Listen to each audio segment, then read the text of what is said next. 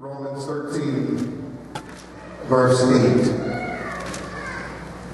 These are now the words of Apostle Paul. Owe no man anything but to love one another. For he that loveth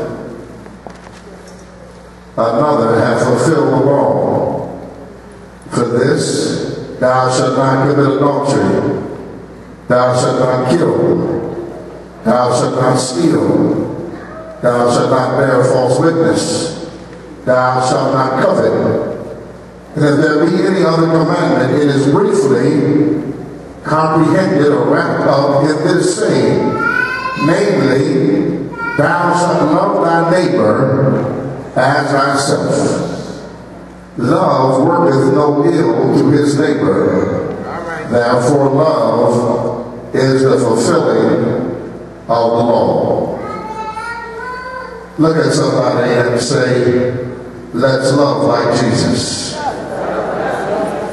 Father, in the name of Jesus, give us ears to hear what your Spirit is saying to the church. Thank you, oh God, for being so gracious to us, for being so awesome to us. Thank you for your love. We pray, God, that you would give us a mind, give us an understanding, give us your Holy Spirit that will enable us to love others like you love us.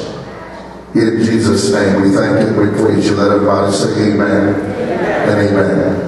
Love like Jesus. When we talk about love, most people immediately think about relationships and that strange kind of feeling that you have when you are romantically involved with someone. And because that is in our minds the highest expression of love, we feel that if that specific type of love is not evident in our lives, we feel that something is missing. That is the eros kind of love, the erotic, romantic type of love. But there is a higher level of love. It's called the agape love. It is the unconditional love that only comes from God. It cannot be sourced from a human foundation.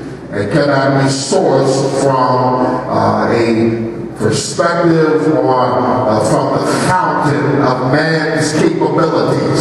Agape can only come from God. Many times we are looking for agape and we settle for eros.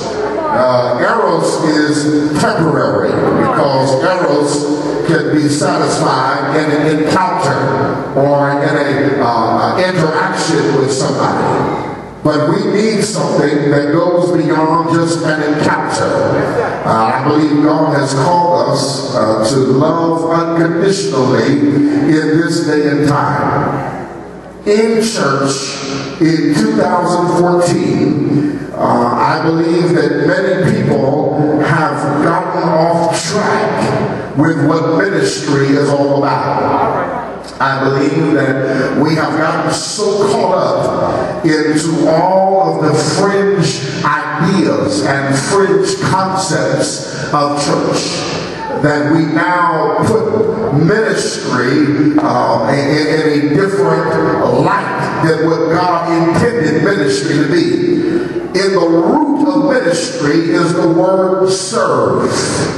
And serve is based on love.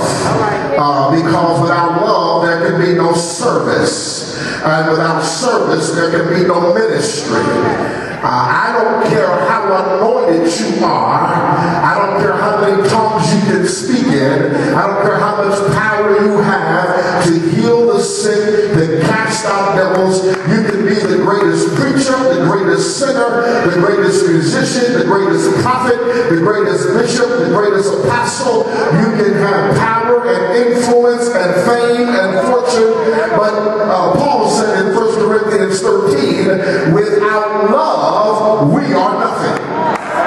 I think we need to go back. I know we need to go back to that because now people think is about looking nice and having nice things, and all those things are wonderful. I'm so glad all of us, we look nice and we're dressed up, and but I thank God for those who came as they were. I thank God for those that said, I got to get to church, and I may not have a hat, or I may not have black, but I came just as I was, because it's about people.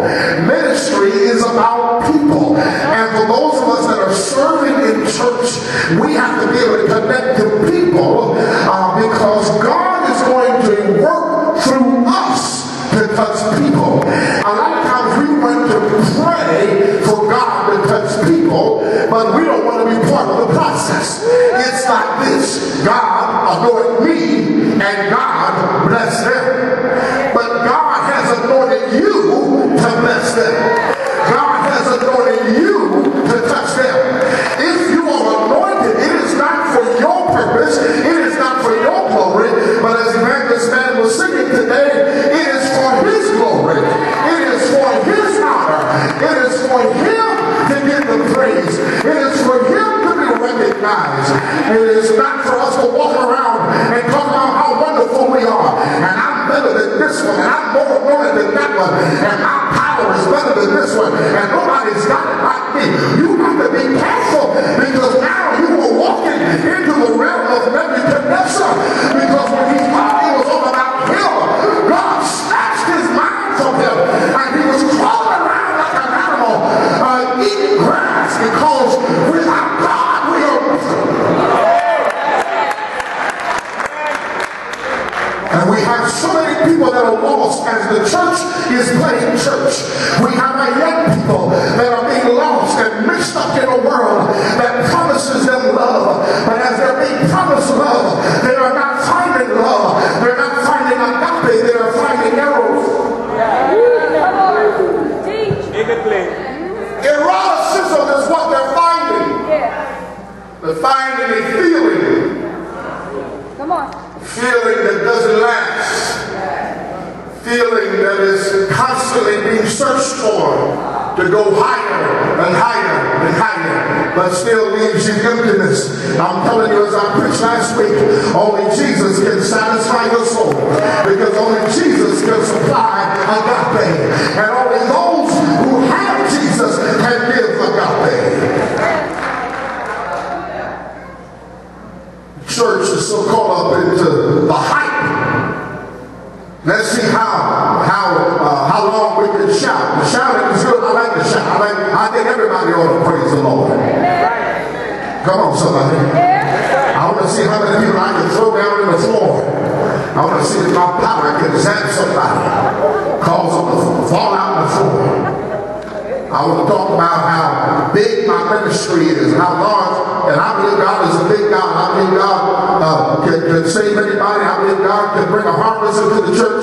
I know in the future of Jesus Love Temple, God is going to use us to reach thousands of people every Sunday morning. But if we can't minister to one, if we don't care about one, Lord have mercy. God ain't trust us with 1,000 if we can't care about one.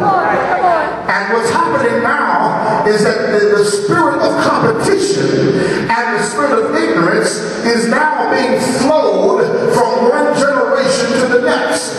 So that now you have people that think that ministry is about them. They're sitting in the church, they're gifted, they're talented, and all they know how to do is practice their gifts on saints. But you put them out there with the prostitutes, they don't know what to do. You put them out there with the crack addicts, they don't know what to do. You put them out there with the drug dealers, they're lost, they have no idea what to do, because all they know how to do is have church, but they don't know how to be the church. I want you to touch somebody and say, it's time for us to be the church. Come on, it's time for us to be the church. Love is an action word.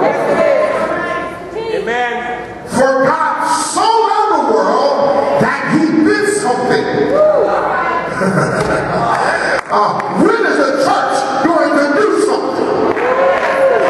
Because it seems like everything we do is all about the church. Come on. The church has a dinner. The church has a program. The church has a concert. The church has a revival. The church has a conference. But when does the church do something for somebody else